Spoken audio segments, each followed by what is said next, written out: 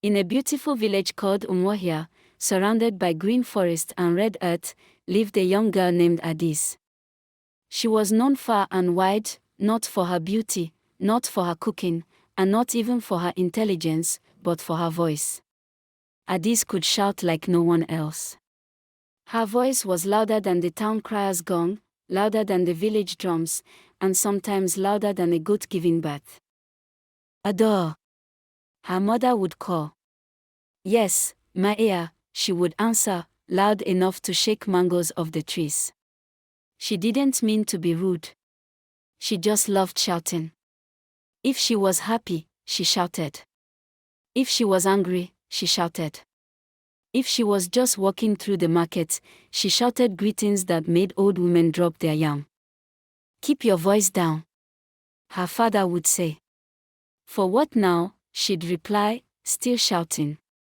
But one day, Adi's love for shouting led her into big trouble.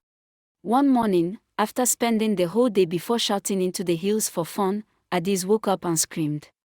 Oh! Mama, my face! Her mother rushed in, expecting to see a snake, a rat, or a spirit. But it was just wrinkles. Wrinkles on her face. Deep ones around her eyes, forehead, and mouth. She looked like someone's grandmother after a long life of frowning. You're only 16, even the village healer, Momankechi, was puzzled. You are cursed with the wrinkles of the mountain spirits. You disturb their rest with your thunderous voice. Wrinkles from shouting. Adis asked in disbelief. Yes, said Momankechi. Your shouting woke something ancient. If you want to be healed, you must go on a journey to find the wise woman Ijeoma, who lives beyond the Talking Hills. So, Adis packed her bag, gari, fried fish, palm oil, and banana chips, and began her journey. The villagers waved goodbye, quietly, so no spirits heard them. She sang softly as she walked. I will be quiet, I will be calm, I will not shout again. But the road had other plans. Not long after crossing a narrow path by the forest, Adis sat under a tree to rest. She brought out her fried fish, unwrapped it from banana leaves, and licked her lips. Just as she was about to take her first bite, a monkey swung down from the tree, snatched her fish, and began dancing on a branch while eating it. Yechien! Monkey! Give me back my fish! Adis shouted. The monkey mocked her by slapping its own belly and rubbing the fish in its armpit. Did you just wipe fish on your stinking fur? She shouted again. Then the monkey started mimicking her voice, Monkey give me my fish. Monkey give me my fish. But in a way that sounded like a cracked drum. Frustrated, Adis threw her slippers at it. The monkey caught it, put it on its head like a hat, and continued chewing. Adis burst out laughing. Okay, oh. You win. Just don't choke. That fish had pepper, she muttered. And she walked away, now hungry but strangely amused. Further down the path, she reached a wide river with no bridge. She called out, River. Let me pass, oh. To her shock, the river answered, You again. The loud mouth from Umuahia. No crossing for you. N. Since when do rivers talk? She whispered. I started talking the day you woke the ancestors with your noise. My waters are tired of your voice. If you want to cross, you must make me laugh. Make a river laugh. She asked. Yes, it said. Say something funny. But not loud. So Adis took a deep breath and began softly, Okay, once upon a time, a goat joined a beauty contest. The river rippled. Go on. She came first. Everyone clapped. Until she turned around and they saw her tail had red palm oil on it.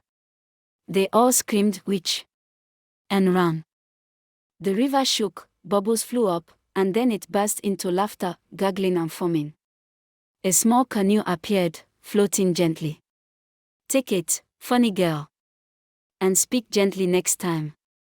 Adis smiled and whispered, Thank you. She made it to the other side and continued walking until she entered a quiet grove with a giant iroko tree in the center. As she approached, the tree creaked and spoke. "Stop. No one passes unless they tell me a story." Addis blinked. "A tree that wants bedtime stories. Are you not ashamed?" "I'm 1,000 years old," said the tree. "I deserve entertainment." She laughed. "Fine. Here's your story."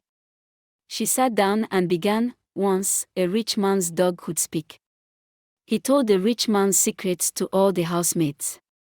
Oga eats yam with ketchup. Oga wears his wife's clothes when alone. One day, the man gave the dog away to a deaf hunter. The end. The tree made a sound like wood snapping in laughter. "Ho ho ho. You may pass, daughter of humor." Then the ground opened slightly to reveal a smooth path to the wise woman's home. At last, Addis arrived at a small hut covered in vines and flowers. Ijeoma, the wise woman, sat outside drinking zobo. "I've been expecting you," she said. "You must be psychic," Addis whispered. "No," she replied. "The spirits in the hills have been shouting your name for days." Addis knelt and told her everything. Ijeoma nodded. "You have disturbed nature. Now, to heal, you must do what is hardest for you: remain silent for 7 days. No talking, no shouting, not even humming." Addis' eyes widened. "Esael," she caught herself. "I mean, okay." The first day was hard. Addis nearly shouted at a mosquito. On the second day, she tried to laugh and snorted instead. By the third day, she began to listen to the chirping birds, the wind through the trees, even the ants crawling. She discovered peace in silence. She also realized that most of the time, she had shouted because she thought she needed to be heard.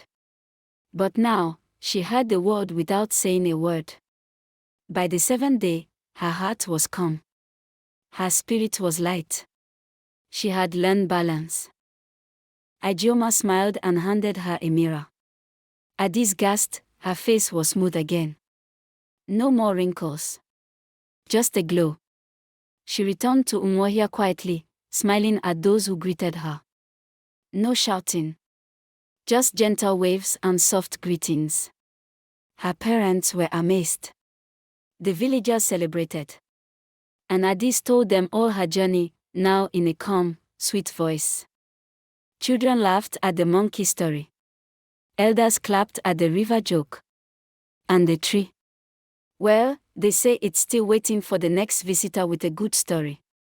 Addis grew up to become a famous storyteller, known across many villages. Her tales taught wisdom and joy, and she always ended by saying, "Speak with care. Even the trees are listening."